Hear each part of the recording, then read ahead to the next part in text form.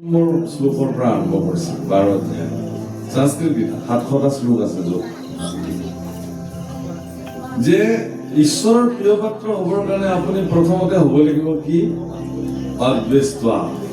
সংস্কৃতত অদ্বেষ্টা মানে হিংসা শূন্য আৰু মোৰ কোনো হিংসা সমস্ত ভূতৰ প্ৰতি মোৰ ঈশ্বৰ বুদ্ধি ইয়াৰ আগতে আমাৰ বিনীতবাৰৰ বাবে পঢ়ি থাকোঁতে বাক্য এটা ওলাইছিল ভক্তসকলৰ লক্ষণ স্বৰূপ এজন ভক্তৰ স্বৰূপ কি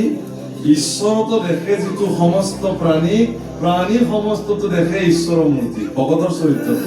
মই তাৰ পৰা শুনিছো কাণত পৰিছে বোলে বা এইটো বৰ বেলেগ কথা বৰ্ণন কৰিলে যে আপুনি যদি ভকত হৈছে সঁচাকে তেতিয়াহ'লে এই চৰিত্ৰটো আপোনাৰ তাতে প্ৰকট হৈ থাকিব লাগিব কি যে সমস্ত প্ৰাণীতে আপুনি ঈশ্বৰ বুদ্ধি কৰিব লাগিব আৰু প্ৰাণী সমততে ঈশ্বৰকে আপুনি দেখিব লাগিব আৰু ঈশ্বৰতো সমস্ত প্ৰাণী দেখিব লাগিব সেইকাৰণে মাঘ বিহুৰ উৰুকাৰ দিনা যেতিয়া তেলাল মতা হাঁহটো খাবলৈ লৈ আহে তেতিয়া বোলে কয় হে প্ৰভু হেঁপাই খালেও খোৱা আৰু শিয়ালে খোৱা বোলে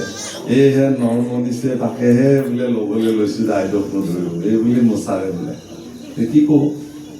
ভগৱানো বিপদীত পৰি যায় কেতিয়াবা কি কৰা যায় এতিয়া মানে মই কৈ আছো কিন্তু সমস্ত প্ৰাণীতে তুমি আছা তাৰপিছতো কোনোবা প্ৰাণীৰ ডিঙিটো মোচাৰি তাক টুকুৰা টুকুৰি কৰি তেলনি সাগৰত ডুবাই খোৱাৰ তৃপ্তি যিটো সেইটো আকৌ তেওঁ সেইখিনি সময়ত বা ক'ত থাকে আহাৰ শুদ্ধি চতুশুদ্ধি আহাৰ শুদ্ধি হলেহে আপোনাৰ এজন ভক্তৰ প্ৰাৰম্ভিক ষ্টেপটোৱে হ'ল তেওঁ আহাৰ শুদ্ধ কৰিব লাগিব খাদ্যটো শুদ্ধ কৰিব লাগিব প্ৰভুসকল সেইকাৰণে কৈছে সন্তুষ্টম সততম যোগী সকলো যিখিনি তেওঁৰ জীৱনত প্ৰাপ্তি হৈছে তাত তেওঁ সন্তুষ্টি হ'ব পাৰিব লাগিব নিন্দা আৰু স্তুতি যাৰ কাৰণে একেই হৈ থাকিব লাগিব কোনোবাই যদি মোক নিন্দা কৰিছে তাতো মোৰ ক'বলগীয়া নাই কোনোবাই যদি মোক বুঢ়ী প্ৰশংসা কৰিছে তাতো ক'বলগীয়া নাই সভা সমিতিবিলাকত ডাঙৰ বেজ দি পেলাই কিছুমান আমাৰ সমিতিৰ সম্পাদকে প্ৰশস্তি গায় প্ৰশংসা কৰে আচলতে আমি প্ৰশস্তি কেৱল ঈশ্বৰৰ গাব লাগে ভকতে ঈশ্বৰৰ ভিতৰতে কাৰ প্ৰশস্তি গাব ঈশ্বৰে সৰ্বশ্ৰেষ্ঠ প্ৰশস্তি গাব পৰা সত্তা কিন্তু যেতিয়া এজন সমাজৰ ব্যক্তিক সম্বৰ্ধনা জনাব তেওঁ ভাল ডনেশ্যন দিছে অধিৱেশনত কৰবাত গতিকে তেওঁ লাগে দুৰাচাৰীয়ে হওক লাগে তেওঁ 2 নম্বৰী কৰি ধন উপাৰ্জন কৰক গতিকে তেওঁ ডিঙিত গামোচাখনটো দিবই লাগিব ভৱিষ্যতৰ কথা আছে আকৌ অধিৱেশন দিলে পাব লাগিব তেওঁৰ পৰা সেইকাৰণে তেওঁ গামোচাখন দিওঁতে তেওঁৰ প্ৰশস্তি গাওঁতে কৈছে যে আপোনালোকৰ সন্মুখত আমি চিনাকি কৰি দিবলৈ লৈছো বিশিষ্ট সমাজসেৱী পৰম কল্যাণীয় পুৰুষ ভক্তিত গদগদ পৰম দানী দাতা তেখেত সমূহ এইবুলি কয় আৰু যিজনে কৈ থাকে তেওঁ মনে মনে ভাবে এইজনটো এইবিলাক এটাও নহয় তথাপিওতো মই ক'বই লাগিব আকৌ যিজনে নগ'লে তাতে মঞ্চত হাঁহি বহি থাকে তেওঁ ভাবে মইতো ইয়াৰ এটাও নহয় তথাপি মোক কৈছে তাতকৈ ডাঙৰ কথা কি যিবিলাক দৰ্শকৰ শাৰীত বহি থাকে তেওঁলোকেও খুব ধুনীয়াকৈ কয় যে ইয়াৰতো এটাও নহয় তথাপি উপায়তো নাই কোনে ক'ব এতিয়া হয় নহয় ভাবি কওঁ এইখনেই হ'ল মায়াময় জগত ইয়াত যিটো প্ৰকৃত সত্য তাক লুকাই ৰখা হ'ল অসত্যটোক প্ৰদৰ্শন কৰা হ'ল অবস্তুক দেখান্ত বস্তুক আৱৰি এহিটো মোহৰ মায়া দানা নিষ্ঠ কৰি আৰু গোটেই সংসাৰখন এনেকুৱা এক দুৰ্গম মায়াৰ পথেৰে জগতখন ইতিমধ্যে গতি কৰি আছে আৰু ভগৱানে পৰম আনন্দৰে আমাক চাই আছে দেচোন দে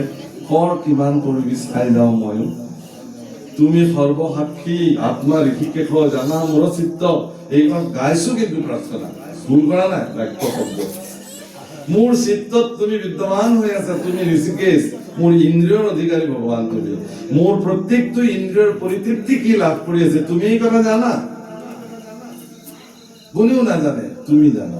14 জনকে সাক্ষী বহুৱাই ৰাখিছা গোটেই সাক্ষীবিলাকে তোমাক এক ৰিপৰ্ট দিব মোৰ ওপৰত এই কথাও মই জানো তাৰপিছত হ'ব যি হয় হ'ব আৰু প্ৰভু অকল সেইকাৰণে কৈছে যে মায়া কোনেও নেদেখে ইয়াৰ লাইনটো বৰ বেলেগ যে মায়া কোনেও প্ৰত্যক্ষ ৰূপত দেখাব পৰা সামৰ্থ্য কাৰো নাই কিন্তু মায়াৰ কাৰ্যক মানুহে দেখে আজি প্ৰসিদ্ধ সিদ্ধ পুৰুষ অন্তৰীক্ষই মহাৰাজ নিমিৰ সন্মুখত এই কথা বৰ্ণন কৰিছে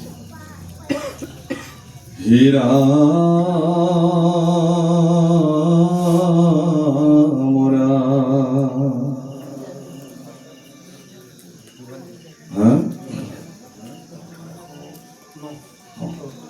আর বিভঞ্জিয়ায় আপনাক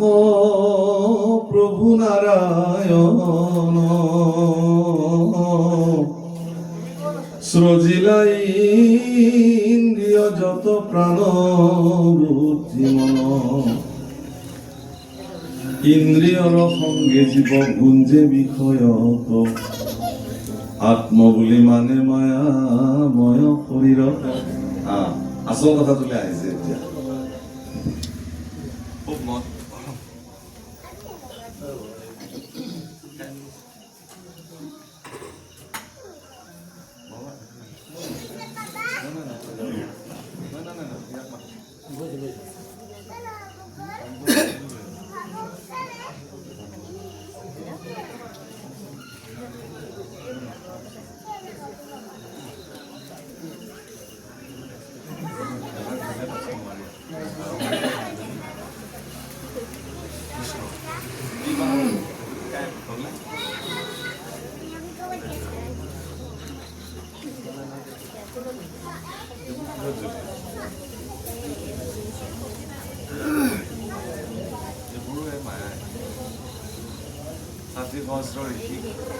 এটাও মাইক্ৰোফোন নোহোৱাকে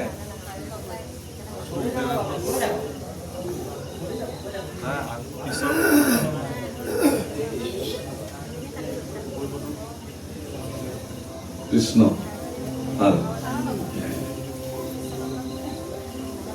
বিভঞ্জি আপোনাক প্ৰভু নাৰায়ণ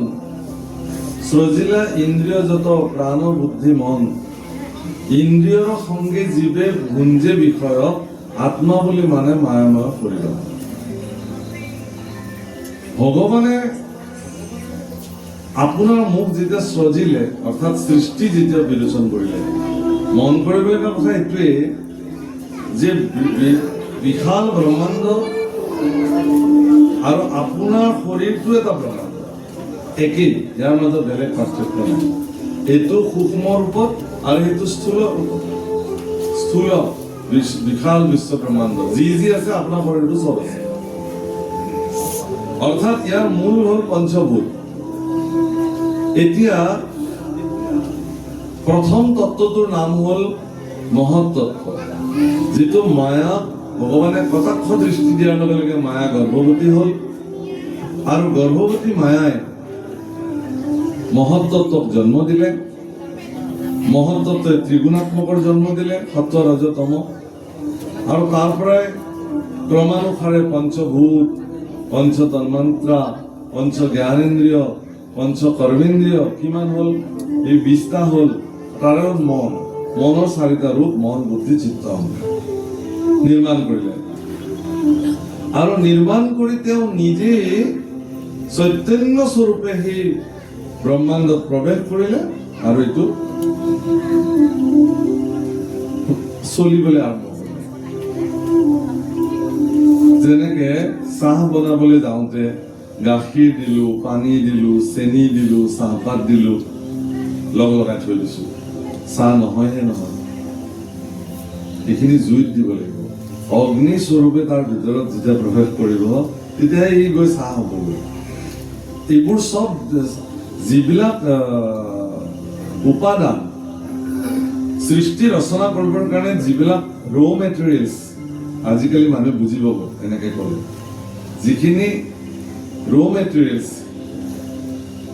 মানে উপাদান সেই উপাদানখিনি ভগৱানে ব্যৱস্থা কৰিলে এতিয়া লগ নালাগে চব চব স্বতন্ত্ৰ হৈ থাকে নিজে নিজে। তেওঁ নিজে যেতিয়া প্ৰৱেশ কৰিলে চব একগোট হৈ গ'ল। বামসকল আইসকল, ঈশ্বৰে এই যে সৃষ্টি ৰচনা কৰিবৰ কাৰণে ইমানবিলাক যে বস্তু নিৰ্মাণ কৰিলে, তাৰ কাৰণে ভগৱানক কোনো ৰ মেটেৰিয়েলছৰ প্ৰয়োজন নাই, তেওঁ ভাবিলেই হ'ল। কিন্তু আপোনাৰ মোৰ দৰে ব্যক্তিক যদি এখন ৰুটি নিৰ্মাণ কৰিব দিয়ে, আমি কিন্তু উইদাউট ৰ মেটেৰিয়েলছ আমি ৰুটিখন নিৰ্মাণ কৰিব নোৱাৰো। বোলে এখন ৰুটি বনাওঁ,